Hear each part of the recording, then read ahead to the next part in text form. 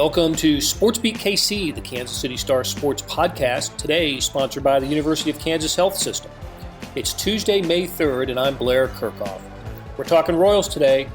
On Monday, they got outstanding pitching from starter Zach Greinke and a defensive gem from center fielder Michael A. Taylor, and another loss. This time 1-0 to the Cardinals. It was the Royals' fourth straight defeat. It's the third time this season they've dropped at least four straight. They're now 7 games under 500. So we talked about it today on a show that started as a SportsBeat Live. Vahe Gregorian led the conversation with beat writer Lynn and reporter Pete Grathoff. Let's get started. Good morning from Kansas City, and welcome to SportsBeat Live, our weekly chat about the Royals with the writers that know them best and with you. This is Vahe Gregorian filling in for Blair Kirchhoff today. He'll be back later this week, but I'm kind of thinking, guys, about the way this show's going to go, and I'm going to do an honorary Blair Kirchhoff sigh, both in terms of the topic and, of course, not having Blair here. But please send us your questions and comments and perhaps share in the misery over a team that's lost 4 straight after Monday's 1-0 loss in St. Louis and now owns a 7-14 record. And before we get started, here's a shout out to our sponsor, the University of Kansas Health System. We'll hear from them later in the show. So let's turn to our beat writer, Lynn Worthy, and making his SportsBeat Live season debut today, Pete Grathoff. Welcome, fellas. Good morning. Morning. Lynn, are you back from St. Louis? Yeah, the pace of yesterday's game, I decided to just go ahead and make the trek back last night instead of waiting until this morning. Well, I'm glad you're home, and here we are turning to a couple more games with the Cardinals, and the Royals have not fared well against them so far, and they're 7-14 overall. I sort of thought the last couple games, but yesterday in itself epitomized a little bit about this season. The Royals can do a lot of things fairly well, but one thing they're not doing at all, sometimes literally, is scoring runs. Lynn, I wonder if you can just take us through what that felt like yesterday and another really nice start by Zach Greinke, who's just not getting much support. Yeah, and yesterday, I think it stood out more the fact that it was the second shutout in 3 games. Yesterday, obviously, they just couldn't get much of anything going. I think it was 6 guys reached base the entire game. At least that's my record, or maybe that was against Matt's. Either way, that was, but I don't think any one inning had more than 1 guy on base. They had 5 hits, one hit by pitch. So that's the entirety of the offense. So, we've talked a lot earlier in the season about coming up with hits with runners in scoring position, but you got to put somebody in scoring position. You got to get guys on base. You got to create scoring opportunities. And in some of the other losses, I think the frustrating part probably was that they were creating the opportunities and just not doing anything with them. Yesterday was one of those days where you just didn't create opportunities at all. Well, we were confirming this figure beforehand, and Lynn, you might have known it off the top of your head, but of course the Royals now are dead last in Major League Baseball in runs scored with 63 in 21 games. And I think as we teased to doing the show, we suggested we would ask the question about what the Royals need to do to get it going. Seems like, Pete, runs scored would be a good category to improve on. What do you think, I should say, we can anticipate in terms of their hopes of getting that going? What's really missing? I think they're pressing a little bit right now. They talked about it a little bit on the broadcast yesterday. In particular, Salvi seems like he's trying to hit a 5-run homer every time he comes to the plate. And I feel like that goes up and down the lineup, with the exception of maybe Benintendi. He just seems to be making that run for 400. So, when you're not scoring runs, it all adds up, and you play every day, so you don't get a week to try and tweak what you're going to do different. And I feel like they're definitely pressing a lot more as the games go on. Yeah, all the way up and down that lineup, you see numbers that we're not used to seeing. And I'm thinking suddenly about Salvador Perez, who maybe is thinking too much about home runs. I don't know if you feel like that, Lynn, in watching him, but it seems like there's an inclination to try to pull that. He's always had a little bit of that, but I think he's also, escaped some of the things that he was doing last year that made him so at ease and have that monstrous season. Well, I think part of it is what Pete was talking about. I think part of it is him feeling like he needs to be the one to come through, especially with the offense struggling. And maybe that's, just adding to, whether that's pressing. He's always been an aggressive hitter. But I think that's been part of what made him so successful last year too. Like, he's been aggressive in the net, sometimes swinging at pitches outside the strike zone. I think the difference last year was he was going out and getting those pitches and he wasn't missing them. And I feel like this year he's missing them more. I mean, because we saw last year where he might go outside the zone and go after something, but he hits it over the fence and nobody, it's nobody's, batting an eye about that. Everybody's celebrating if he goes out, like, he goes down and gets a slider that's below the zone and hits it into the fountains. Everybody's cheering. You miss that pitch and it's strike three, or you miss that pitch and you put yourself in a bad count and then you end up striking out. Then it's a whole different thing. So I think part of it is missing the pitches that maybe he wasn't missing last year, and part of it is just the offense going so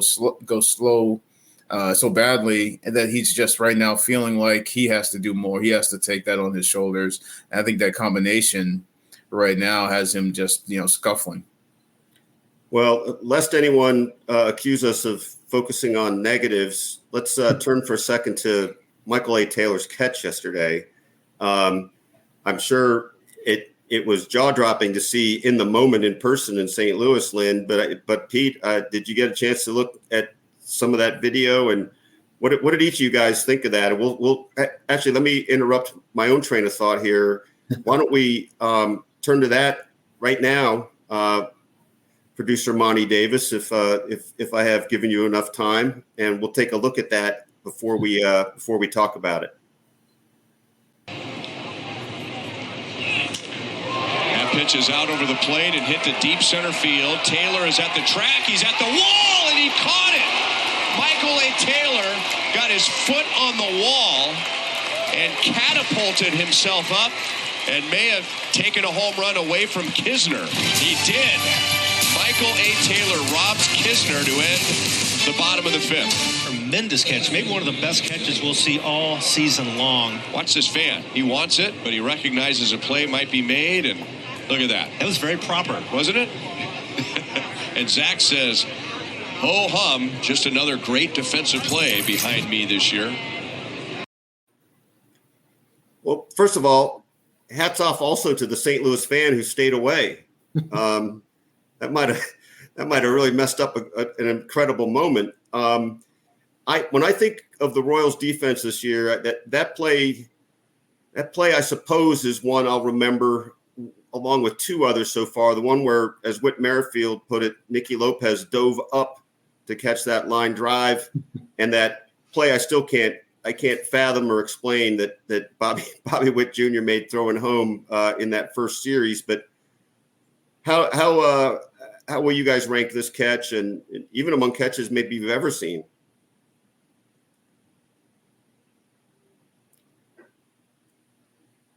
Pete, let's go to you. Then I'll come back to Lynn. Sorry, I didn't want you guys to fight over it. I didn't want to, and we didn't want to fight over it either. I think that's going to end up being the play of the year. Especially if they would have come back and scored 2 runs yesterday, which they couldn't manage. The thing about when I watch Michael A. Taylor is just how effortless he makes it look. I mean, he made that look way easier than it was, I feel like. And I just was blown away by that catch. And we can thank the best fans in baseball for not sticking their hands out. I do air quotes around that, right? For not trying to make that catch and ruining the play. It was just blown away. It was an incredible play. Lynn, am I right that there was something more than a golf clap out of even the St. Louis fans for that yesterday? And what was it like in the press box? We see plays once in a while that make make even ripples in the press box. Was it one of those moments? Yeah. I think my immediate reaction was just to say out loud, he caught that. I'm pretty sure that was because I'm watching the whole play unfold. Sometimes your head's down and you're looking up, but I was watching that whole play, and I watched it and I watched him do it, and I was like, he caught that because there was no off the bat. I was like, nah, he's going to make an attempt and make it look good, and but I didn't think he was actually going to come away with the ball. And to me, it was, I think at the time, because I know at the time I tweeted that's your that ought to be your play of the day candidate for the highlights and everything. And people started going immediately play of the year. And I was like, I think later on I was like, okay, it's probably a play of the year candidate, but I guess I tend to, everybody wants to say that whatever they just saw was the greatest play in the history of ever. So I tend to go the opposite on that. But upon reflection, I think we may be hard pressed to see another play better than that this season, but there's still a lot of season left. And my other immediate reaction was it just reminded me of Ken Griffey, like just the, putting the foot in the wall and going up and grabbing a ball that's, already, in the stands basically. And it was interesting to hear him talk about it afterwards, Taylor, that it was, he said he didn't plan on putting his foot in the wall. It was just basically trying to measure things out. And I forgot about it until he mentioned it, that he had a play last year in Baltimore where he sort of lost track of where the wall was and never got the jump to try and steal the home run because he ran into the wall and the ball just, went into the stands. So, it was, one of those plays it happens really fast, but there was still a lot going on for Taylor in that moment. And so that's what I thought was really interesting about it was, trying to get a measure on the wall, trying to get, find the ball, make sure you know where the wall is, and then sort of instinctually just sort of climbing up the wall. And the fact that I'm trying to remember if they list him at 6'3", 6'4", whatever they list him at, those long arms helped him be able to get that ball and then hold on to it too. It was pretty. Oh, go ahead, Pete. Were you going to say something? Yeah, I'm sorry to interrupt. No, it's fine. You talked about the best catches we've ever seen. I still would put Dyson's catch in Miami. I think it was 2016, where he just dead sprinted to the outfield wall and jumped over and made it. That's probably the best catch I've seen. But this reminded me a little bit of Carlos Beltran when he was with the Royals. I think he made a home run saving catch at Kauffman Stadium that was just out of this world. Last thought on that is you rarely see emotion out of Michael A. Taylor. It actually looked like he flashed a little smile there, which told you that even he thought it was a pretty good catch. Yeah. You guys make a lot of great points. One, Lynn, that'll stick with me. We do tend to get a little recency bias. And if we sat back, we could probably chart out some catches that don't come to mind right away. But the other thing, Lynn, the point you made, it's also true. These plays would stand out a lot more if the Royals won these games. It'd be just because you do think this defense is, a pretty plus defense. And I think it was the next half inning. I'm blanking on the name, but the left fielder for the Cardinals made like a diving catch, like, in front of him, a sliding catch. And you see a lot of the fans cheering. And I immediately just turned to people in the press box. I said, no. I don't want to hear nothing about those diving catches after what we just saw. Like, no. Your run-of-the-mill diving catch doesn't rate after that. I think it was the very next defensive play. One of the development in St. Louis, or theoretically in St. Louis, is our introduction to MJ Melendez in the major league level. And I believe we have some video, Lynn, that you recorded, I think, in the clubhouse in St. Louis that we'll take a look at now, and then we'll talk about him on the other side. It's a very surreal moment. First off, I want to thank my Lord and Savior Jesus Christ. Without him, I wouldn't be here right now. So, it's a crazy moment. Yesterday was really crazy, but I'm just so thankful and grateful to be here. Right in the middle of our game yesterday, I was DHing and got back inside the dugout from being on second base, and was told by my manager, Scott Thorman, and just a couple of tears came to my eyes. It just really didn't feel real at the time, but I was super happy and excited. Of course, first calling my family, I think that was just the most important thing for me, and letting them know, and being able to share that moment with them over the phone, and trying to get my stuff packed up and head here as quick as possible. What was that like over the phone?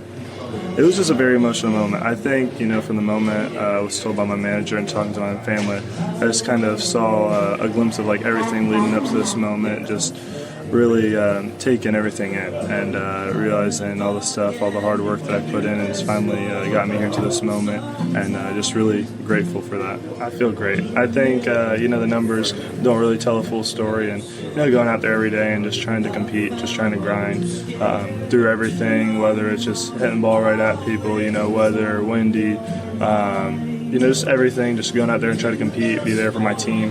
That's really all I can control, and I'm excited to just go out and compete again at a higher level. I think, honestly, even since getting drafted in 2017, it feels everything kind of happens so fast when you go back and think about it. Time really flies, and, from 2019 to now, it was, if I look back and think of where I was at that point in time and to be here right now, I'm just so grateful for all the moments, all the ups and downs. I think every single up and down played a huge role in where I'm at today, mentally and physically, and in my game. What was the first part of this year like for you? Because I know they had you moving around a little bit. I mean, we saw you in the outfield for the first time. I think that was the first game, right? We had the outfield assist. It was just really exciting. Something that was new to me, something that was different. But I love being able to take on new roles, whatever I can do to really help the team and show what I can do to help, and let my abilities play out. And I feel like that was just a really fun thing for me, and it was I enjoyed it and embraced it.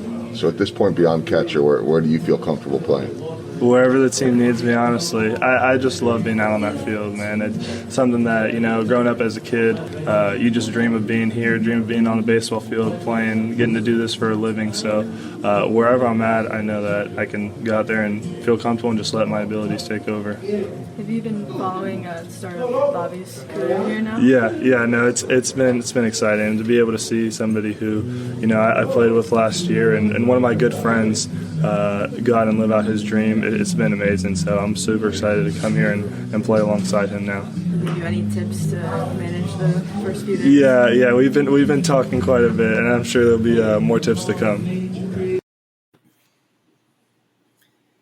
That's MJ Melendez, courtesy of Lynn Worthy Video Services. I wonder how you think this will play out for MJ right now. Obviously, we know he's got just infinite future ahead of him. At least we perceive that to be the case, and we also know that last season he set himself apart, but he's sputtered a little bit at the plate early this season. Lynn, how do you see what's happened early this season working out in terms of his ability to stay up here now? Well, the thing that a lot of us were talking about just in the press box yesterday was, the last couple of years with some of their top guys, there's been sort of a big to-do about them making their debut in the majors and picking their spots to bring them up and all that sort of stuff.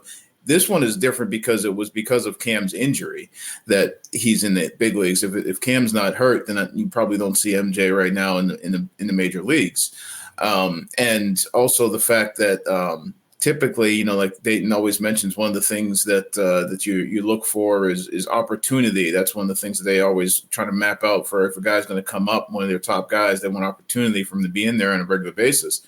But again, coming from an injury, it at least appears, from outside looking in, that there's going to be, limited opportunity just because it's the backup catcher spot is what he's filling, and as it was mentioned in the video there, he's bounced around a little bit. They've had him play some outfield. Last year they had him play some third base.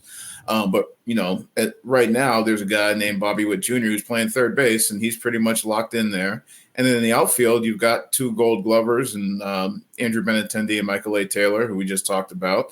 And then that right field spot, they've been trying to get playing time for multiple guys. That's Edward Olivares, Kyle Isbell, Hunter Dozier if he's not DHing or playing first. And then also, when there is a DH, when the DH spot is Salvador Perez, then maybe MJ gets, behind the plate. But so it's not necessarily a cut and dried, okay, he's up here, he's going to play 5-6 days a week. That's not, at least it doesn't look like that's a feasible thing for them to do right now. Pete, what's your perception of the situation? Well, more than anything, I'm just looking forward to seeing him. I'm curious if they use him, as Lynn mentioned in that Q&A with him. They played him in the outfield. I mean, do you think maybe we could see him play a little bit late inning? I mean, you never know when an injury is going to come, but maybe it could be in the outfield. And this won't be a Kendrys Morales out there in right field type of thing. He's got some incredible athleticism, and I think that's going to be an interesting thing to see too. He could pinch run, right? I mean, he's got great speed for a catcher. He's not your prototypical lumbering 35 home run hitting catcher. So I'm just curious to watch him and see if they plug him in during the game somewhere. The other thing that and I think the situation with Cam also points out is you also somewhat need to be careful when you've got two catchers on your roster. If you're, like you said, plug him in somewhere, you run the risk of putting yourself in a bind if, something happens to, Salvi or something happens to him. Then you're talking about, okay, you're down to, I think, Carlos Santana, who hasn't caught in years, would be your emergency catcher. So that's the one thing. I mean, because the other day, Cam comes out in the fifth inning and they lose the DH spot because Salvi goes there. And so you're pitch hitting, once every time through the lineup, which, I mean, you had bench guys to be able to do that. But you could find yourself, you use that guy early or use that guy in the game in a different spot, and then something happens and you get yourself in a little bit of trouble. So that said, I could see him used as a bat off a bench if you're trying to get something going in the late innings. You're trying to play a matchup because he's a left-handed hitting power guy. But you also have other guys on your roster that you might want to use in some of those spots, whether that's, whoever's not in the lineup between, O'Hearn, Dozier, Olivares, those types of guys, or, Isbell. So that's why it's, like I say, everybody who, obviously it's great to see one of their top prospects come up. People want to get eyes on them. Had 41 home runs last year in the minor leagues. People have heard a lot about him. But at the same time, it's not one of those design things where they carved out a spot for him to be in the lineup every day. Well, you're forgetting to mention that Mike Matheny looked like he was game ready too. If they need to fill somebody in.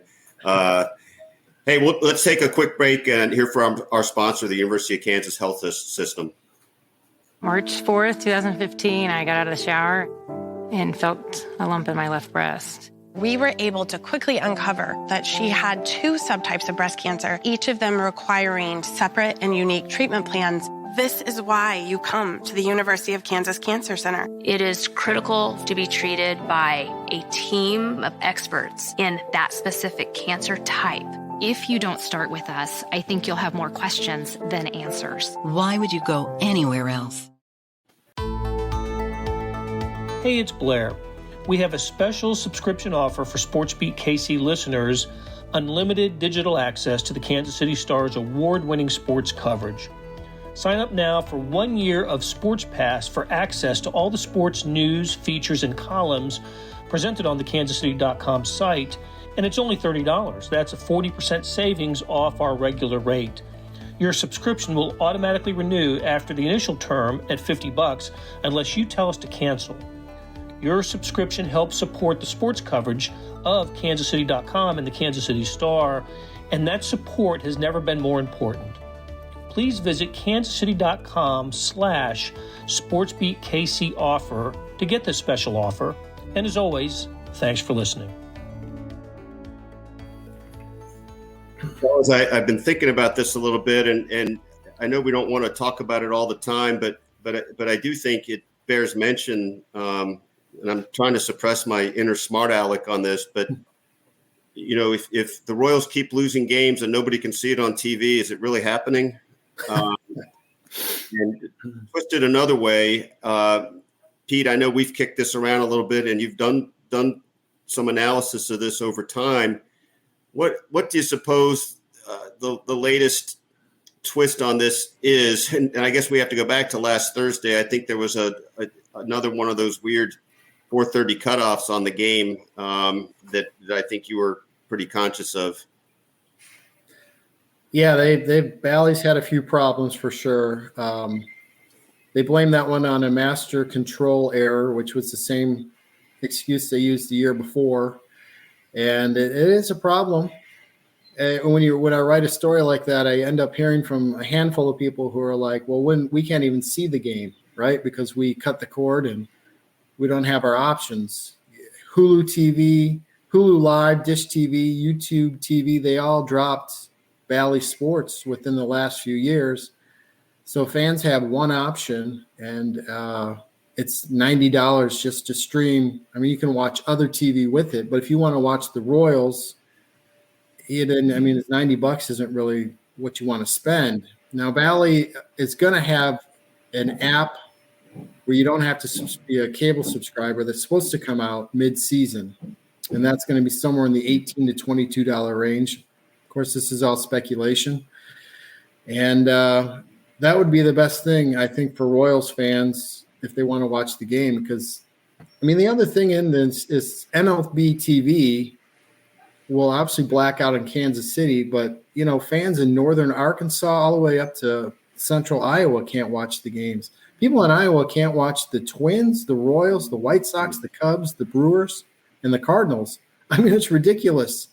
I feel like Major League Baseball is the only sport like making it as difficult as possible for fans to watch the game, and that's a terrible business model. Well, it really is. And I was thinking about this a little bit the other day. We're so used to we all understand there's all these streaming options, all these different ways to get your content. But the problem with this really is it has the impact of something taken away, right? A lot of those other things are like, oh, well, I can get to this through that. That's great. I didn't get that before. But this is, since I was a kid in the 70s, you were able to watch basically every home game. If you were in the Philadelphia area, or every game you could watch on the newfangled cable TV system. So it's really frustrating. Lynn, I suppose, you're at these games, so it's not a factor for you so much, but I do wonder how much you hear from readers or other people about it, and how cognizant you are of that being the case, that so many people can't see it. On social media and sometimes on, through emails and things like that, you'll hear from people.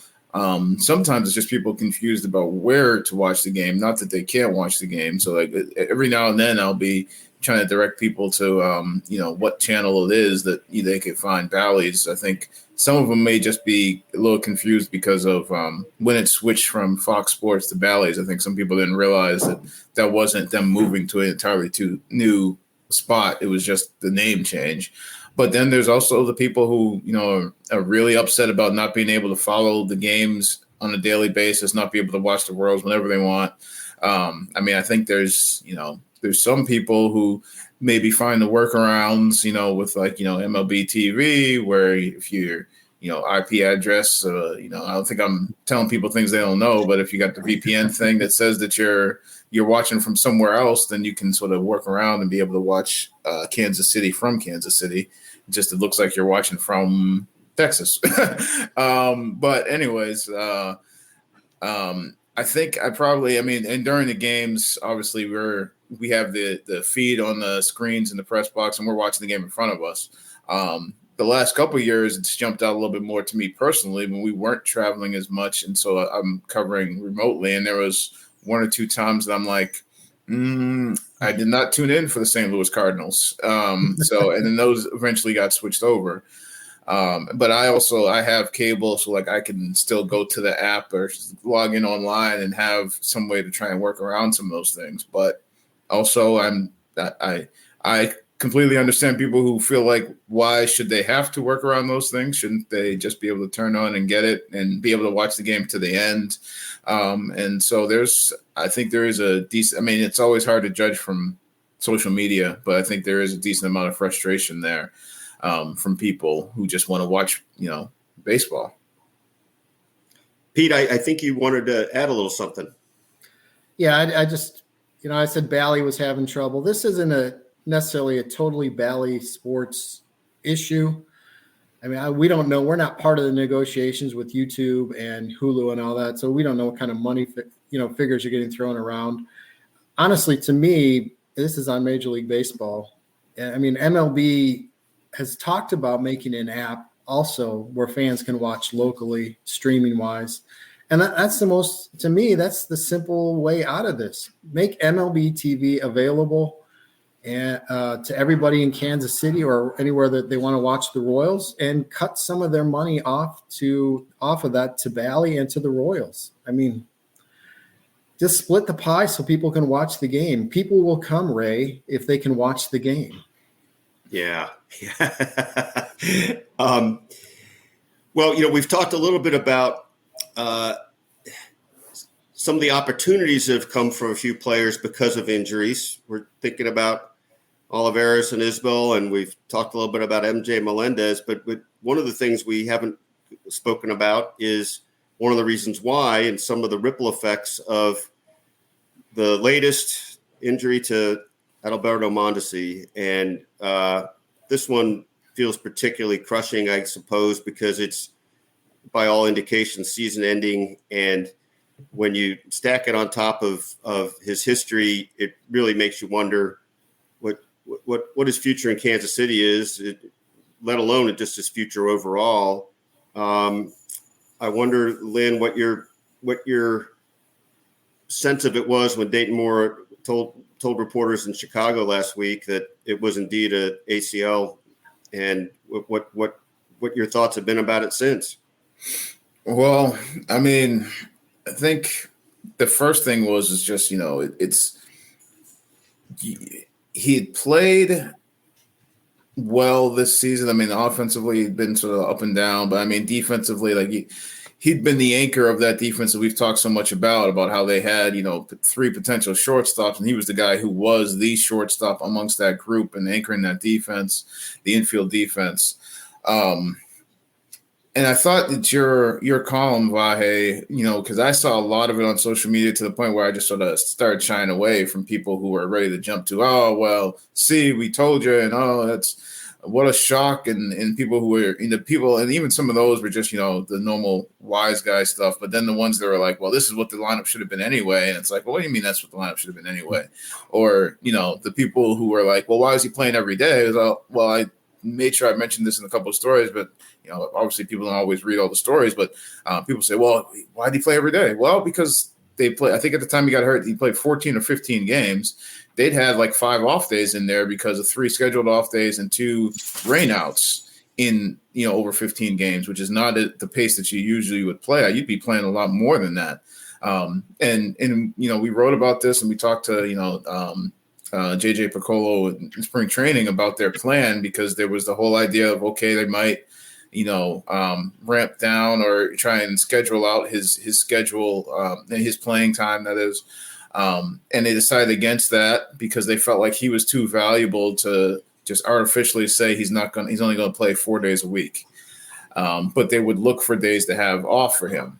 And the reason that they didn't have days off for him is because the schedule was so spread out. I mean, if they had played, every day for 2 weeks or whatever, then he would have probably had off days. So, and I mean, I know the Royals obviously were ready for that. That was one of the things that I asked JJ before they ever did it. I was like, do you feel like you're going to leave yourself open to, if he gets hurt again, that this was back in spring training, that, leave yourself open to the second guessing. And he's like, well, the evidence that they had from the medical staff and everything was that it's not a chronic thing. There's not any sort of predictive nature. There's nothing that tells them that, okay, by doing this scheduled thing that you're going to keep him healthy. Like they just didn't have the evidence for that. So those are the first things that came into my mind. And then also just the idea of,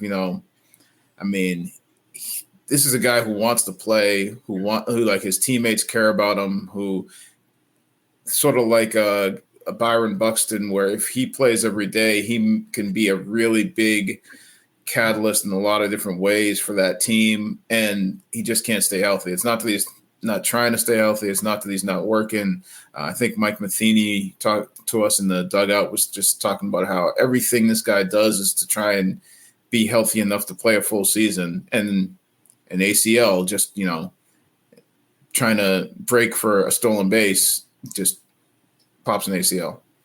Yeah, it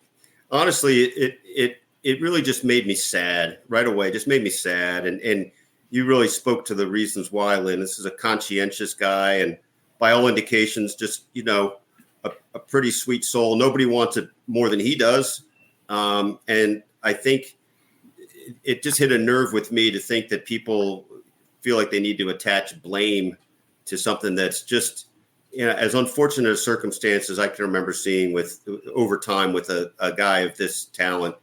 Pete, how did it hit you, and what do you think this means for his future? Well, I felt like both of you, and I want to also give a bump to Vahe's column. If you haven't read it, you absolutely should. It's unfortunate, and like Lynn said, my social media feed was, essentially the same thing. People essentially laughing about it. We expect this to happen. It's terrible. You can't do anything with injuries, and can you blame the Royals for putting a guy in who can look that dynamic in stretches? I mean, he's one of the most incredible players I've ever seen when he's on. As for his future, I don't know. I don't feel like there's probably a great desire for other teams to acquire him, given his unfortunate injury history. So maybe gets a chance to turn it around here in a few years. Kyle Zimmer was kind of in the same boat, right? Everybody just kind of wrote him off. Guy can't stay healthy and all that. And he at least produced a few good seasons. And maybe down the line that's going to happen with Mondesi. He's not 35. He's still pretty young. He's a lot younger than you are, Vahe. Yeah, another 7-8 years, he'll be half my age, something like that. Lynn, when you use the term second guessing, it made me chuckle inside and think to myself, it's always got to be about the first guessing. And the Royals, I think, were operating with pretty good information.